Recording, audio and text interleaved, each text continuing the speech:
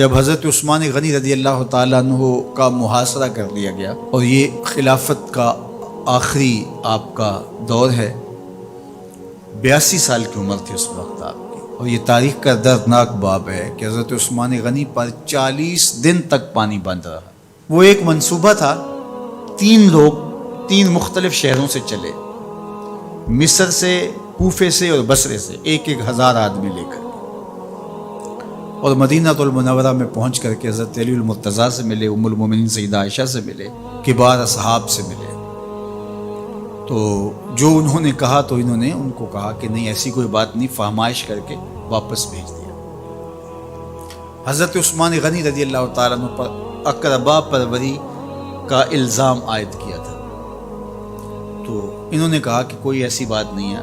پھر یہ تھا کہ آپ نے کم عمر گورنر، کم عمر لوگ مقرر کیے، تو حضرت عثمان نے کہا کہ حضرت اسامہ بھی تو کم عمر تھے، حضور نے ان کو اگر مقرر کیا ہے تو یہ تو مثال ہمارے سامنے موجود ہے۔ لیکن یہ ایک منصوبہ تھا، اس منصوبے کے تحت یہ 3 جگہوں سے لوگ آئے تھے۔ وہ 3 دن کی مسافت کے بعد پھر تینوں واپس آ گئے، تو یہ ایک سوالیہ نشان ہے کہ تینوں کیوں واپس آ گئے، کوئی ایک تو نہ آتا نا۔ تو یہ سب طے شدہ منصوبہ تھا، اور پھر انہوں نے مدینہ المنورہ کو گھیر لیا، اور جس طرح سے بلوائیوں نے حالات پیدا کر دیے۔ سید علی المرتضیٰ رضی اللہ تعالیٰ عنہ تو شہر مدینہ سے باہر تشریف لے گئے تھے، اور اپنے بیٹوں امام حسن اور امام حسین رضی اللہ تعالیٰ عنہ کو حضرت عثمان غنی کے دروازے پر مقرر کیا تھا کہ ان کو ضرر نہ پہنچنے دینا۔ اب 700 صحابہ اجازت طلب کر رہے ہیں کہ آپ ان بلوائیوں سے نپٹنے کا میں جو ہے وہ اجازت نامہ مرحمت کریں، اور بہت سارے لوگ تو حج پہ جا چکے ہیں۔ یہ 18 ذی الحج کا واقعہ ہے جب آپ کی شہادت ہوتی ہے، تو وہ حج پہ جا چکے ہیں، تو جو یہاں موجود ہیں وہ اجازت طلب کر رہے ہیں۔ لیکن حضرت عثمان غنی رضی اللہ تعالیٰ عنہ نے کہا کہ نہیں، میں ایسی اجازت نہیں دوں گا۔ رسول اللہ صلی اللہ علیہ وسلم کا حرم شہر مدینہ لوگوں کے خون سے لالازار ہو، یہ میں اس کو گوارا نہیں کرتا۔ افواج موجود ہیں، اور دنیا کی تاریخ میں آپ کو ایسا نہیں ملے گا کہ اتنی بڑی حکومت کسی کے پاس ہو اور وہ خود گھیر لیا جائے، اس کا پانی بھی بند ہو جائے، اور وہ حکم دے کہ نہیں، میرے لیے آپ ایک قطرہ بھی خون نہیں بہائیں گے۔ بلکہ آپ کے غلاموں نے جب تلواریں اٹھا لی تو آپ نے فرمایا کہ میرا حکم ہے کہ تم تلواریں نیچے رکھو، بلکہ میں تمہیں یہ آفر دیتا ہوں کہ جو غلام لڑے گا نہیں اور یہ میرے سے عہد کرتا ہے وہ آزاد ہے۔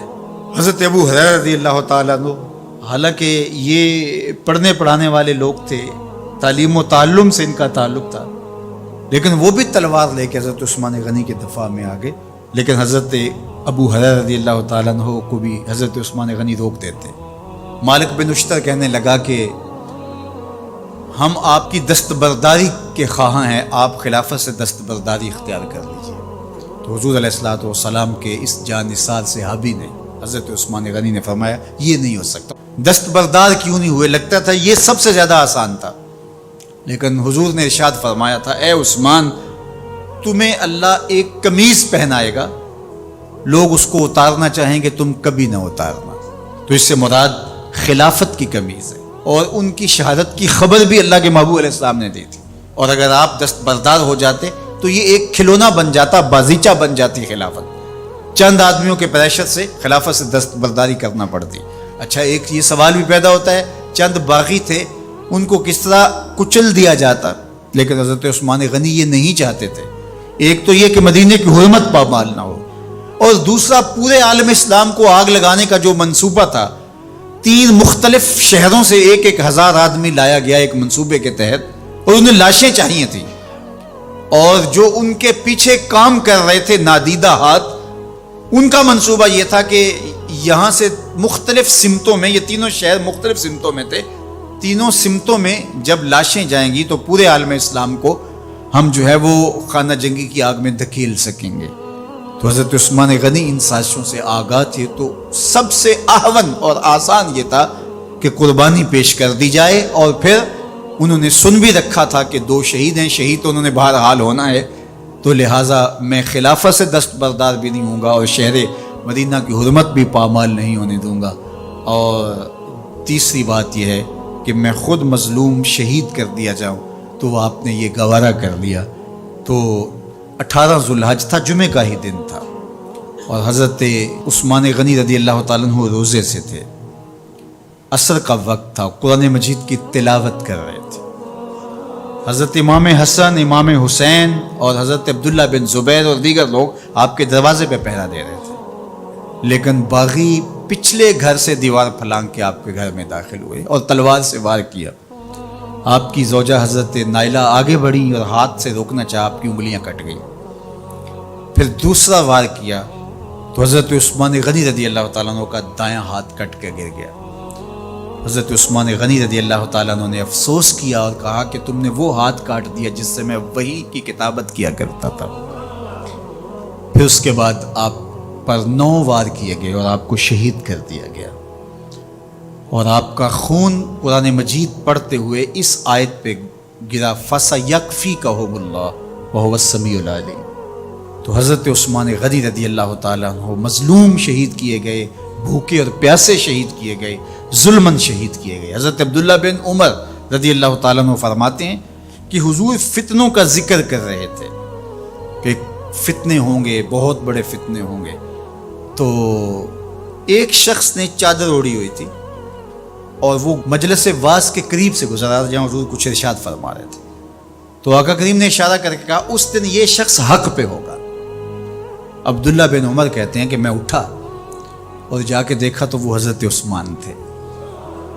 تو میں نے حضرت عثمان کے چہرے کو پکڑ کے تھوڑا سا حضور کی جانب کیا اور میں نے کہا حاضہ حضور، یہ اللہ کے محبوب میں، ہاں یہی، جب فتنے ہوں گے تو فرمایا یہ حق پہ ہوگا۔ تو حضرت عثمان غنی رضی اللہ تعالیٰ عنہ حق کی راہوں کے مسافر، جنہیں حضور کی زبان سے شہید کہا گیا، اور شہید کسی کا انجام ہوتا ہے، تو حضور نے فرمایا یہ شہید ہوگا۔ شہید وہی ہوتا ہے جو بحالت ایمان اس دنیا سے راہ خدا میں اپنی جان قربان کرے۔ فرمایا فَإِنَّمَا عَلَيْكَ نَبِيٌّ وَصِدِّيقٌ وَشَهِيدَانٌ، اے پہاڑ رک جا، تو جانتا نہیں تیرے اوپر اللہ کا ایک نبی ہے، ایک صدیق ہے اور 2 شہید ہیں۔ تو حضرت عثمان غنی رضی اللہ تعالیٰ عنہ عظمتوں کے مینار، اللہ اکبر۔ تو یہ حضرت عثمان غنی رضی اللہ تعالیٰ عنہ کا یہ کارنامہ تھا کہ آپ نے اپنی جان پیش کر کے امت کو جو ہے وہ فتنوں سے محفوظ کر لیا اور امت کو بچا لیا۔ حضرت عثمان غنی رضی اللہ تعالیٰ عنہ پہ کروڑوں رحمتیں، کروڑوں سلام۔ ہم آپ کی عظمت کو سلام پیش کرتے ہیں، عقیدتوں کا خراج پیش کرتے ہیں۔ حضور کی خدمت میں ایک جنازہ لایا گیا اور حضور سے عرض کی گئی حضور اس شخص کا جنازہ پڑھا دیجئے، تو حضور نے انکار کر دیا، کہا میں جنازہ نہیں پڑھاؤں گا۔ تو صحابہ نے عرض کہ یا رسول اللہ، کبھی ماضی میں ایسا نہیں ہوا، جب بھی کوئی جنازہ لایا جاتا ہے تو آپ جنازہ پڑھا دیتے ہیں اور آپ نے آج انکار کر دیا ہے۔ تو فرمایا یہ شخص میرے عثمان سے بغض رکھتا تھا اور اس کو اللہ نے بھی اپنی رحمتوں سے محروم کر دیا ہے۔ حضور نے اس شخص کا جنازہ نہیں پڑھایا جو مبغض عثمان غنی رضی اللہ تعالی عنہ۔ تو اب آپ اندازہ کیجئے وہ کتنا بدبخت شخص ہے جو حضرت عثمان سے بغض اور دشمنی رکھتا ہے۔ حضرت عثمان غنی رضی اللہ تعالی عنہ سے اللہ کے محبوب علیہ السلام نے کتنی خوبصورت ارشاد فرمائی، میں اس سے حیا کیوں نہ کروں جس سے اللہ کے فرشتے بھی حیا کرتے ہیں۔ یعنی عثمان غنی وہ ہیں جس سے اللہ کے فرشتے بھی حیا کرتے ہیں، اور جو عثمان غنی کا حیا نہیں کرتا اس سے بڑا بے حیا کون ہو سکتا ہے۔ حاکم نے مستدرک کے اندر روایت ذکر کی ہے کہ بہت سارے صحابہ حضور کی بہت ساری خوبیوں کے مظہر تھے، اور سب سے زیادہ حضور کے خلق کے مشابہ حضرت عثمان غنی رضی اللہ تعالیٰ، اور خلق میں سب سے اونچا درجہ حیا کا ہوتا ہے۔ تو حضرت عثمان غنی رضی اللہ تعالیٰ عنہ حیا کے اس مقام پہ فائز المرام تھے جو انہی کا مقصوم تھا۔ اللہ ہمیں حضور کے اہل بیت، حضور کے اصحاب، بلکہ حضور کے در کی مٹی کی تعظیم بھی نصیب کرے۔ اقبال نے کہا تھا خاک طیبہ از دو عالم خوش ترست، آن خنک شہرے کے آنجا دل برست۔ ہمیں تو طیبہ کی مٹی بھی اچھی لگتی ہے اس لیے کہ وہاں محبوب جو رہتے ہیں، تو محبت تو اس چیز کی متقاضی ہوتی ہے، محبوب کی راہوں کو بھی سلامی پیش کی جائے۔